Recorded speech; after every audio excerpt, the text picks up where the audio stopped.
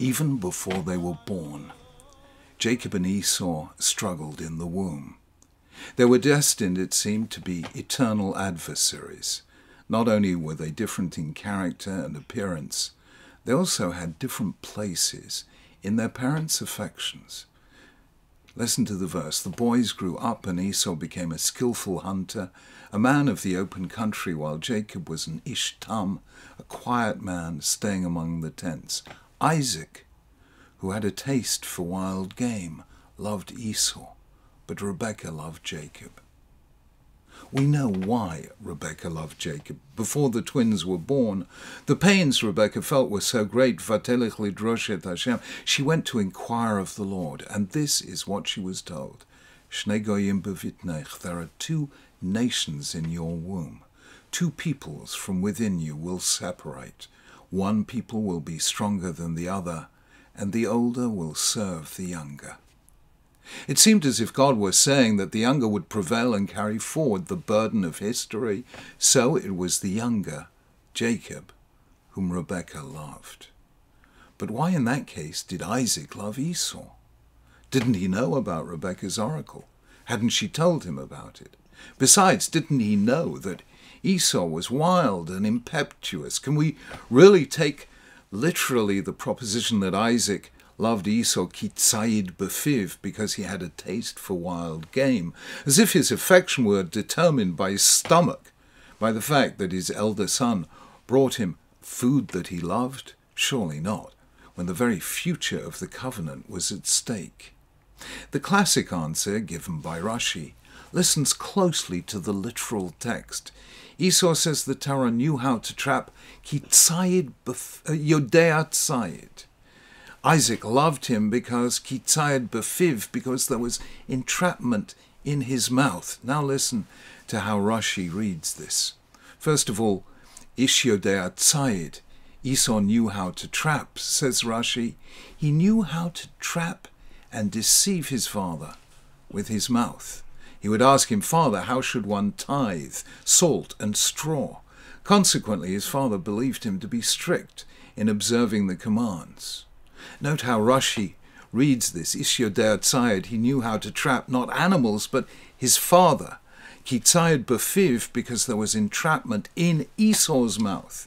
Esau knew full well that salt and straw don't require tithes, but he asked Isaac so as to give the impression that he was punctiliously religious. And this is how Rashi then comments on the phrase that Isaac loved him, kitzayid befiv, because there was entrapment in his mouth.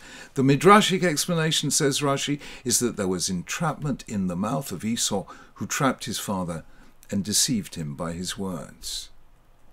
The Maggid of Dubnov adds a fascinating little observation. How was it that Isaac was deceived by Esau, but not Rebekah? He says Rebekah grew up with the wily Laban. She knew deception when she saw it. Isaac, however, only grew up with Abraham and Sarah, so he only ever knew total honesty.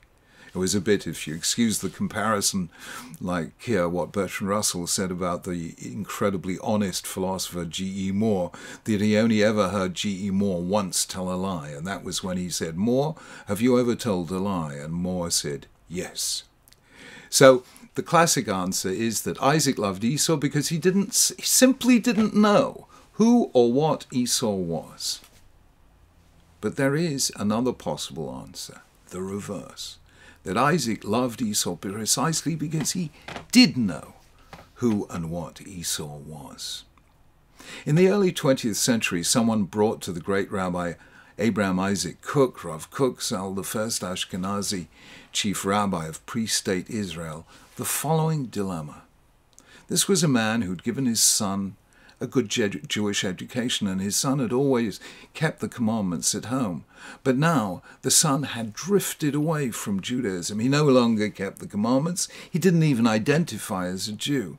And he wanted to know from Rav Kook what, as a parent, he should do. Rav Kook asked him, "Did you love your son before when he was religious?" The man replied, "Of course I did." Rav Kook said, "Well then, now love him even more. Sometimes love can do what rebuke cannot. It may be the Torah is telling us that Isaac was anything but blind as to his elder son's true nature.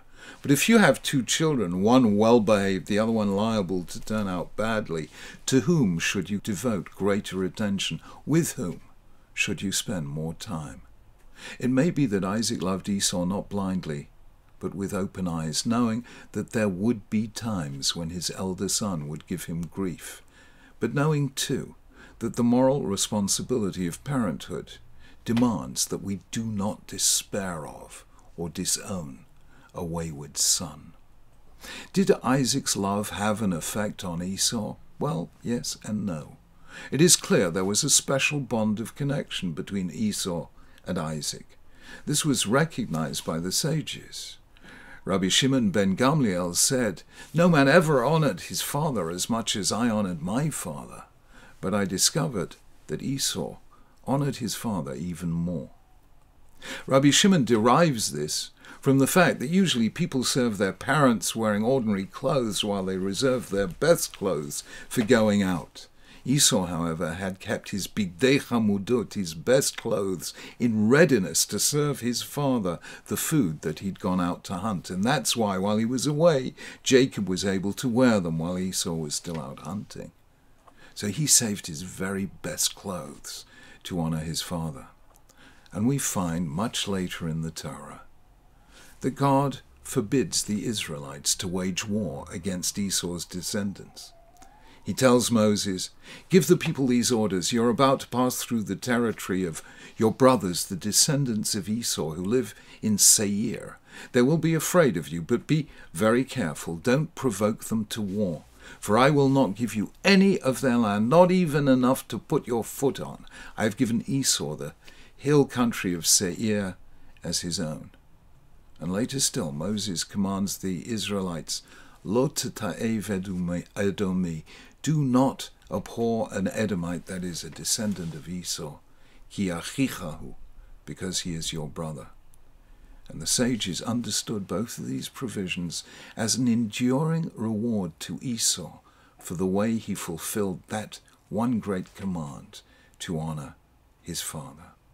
So was Isaac right or wrong to love Esau? Esau reciprocated the love, but remained Esau, the hunter, the man of the field, not the man to carry forward the demanding covenant with an invisible God and the spiritual sacrifices it called for.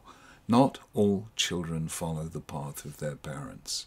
If it was Isaac's intent that Esau should do so, he failed. But there are some failures that are honorable. Loving your children, whatever they become, is one. For that surely is how God loves us. Shabbat Shalom.